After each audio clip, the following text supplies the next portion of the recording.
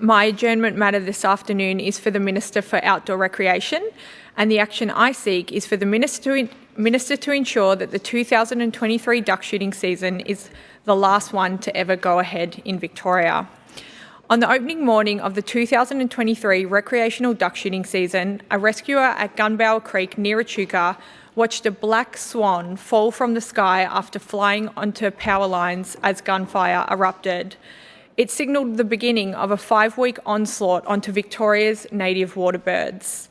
That same day, shooters had already made headlines for illegally shooting and harvesting a blue-winged shoveler and attempting to hide the evidence in a tree hollow. It wasn't long before local residents started reporting further illegal behaviour. Not only were shooters firing at closed wetlands, shots could be heard as early as 7:30 a.m, half an hour earlier than the permitted starting time. Similar situations were unfolding at wetlands across our entire state. Rescue teams at Lake Connewarre searched desperately for birds who had fallen into dense reeds, while the men that injured them continued to shoot. Shooters were permitted to kill 4 birds per day this year, but there was no apparent limit on wounding. At the end of the weekend, 22 birds had been brought into Wildlife Victoria's veterinary triage by rescuers, all still alive. Despite the best efforts of volunteer rescuers, carers and vets, not a single bird could be saved.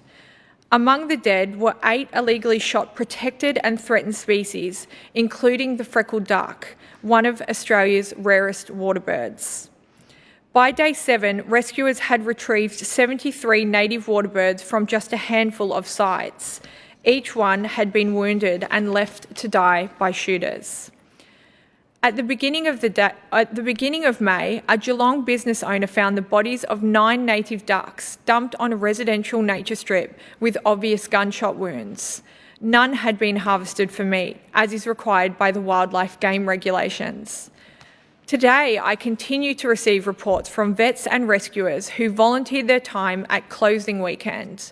Shooting into flocks, shooting out of range, shooting over bag limits, improper killing methods, flouted gun safety and deliberate prolonged suffering. Empty shotgun cartridges litter the wetlands as yet another season comes to an end. Thanks to the tireless effort of volunteer wetland surveyors, a total of 18 sites were closed to shooting during the 35-day season. Whilst threatened and endangered species were offered reprieve at these sites, the protection should not have been an afterthought.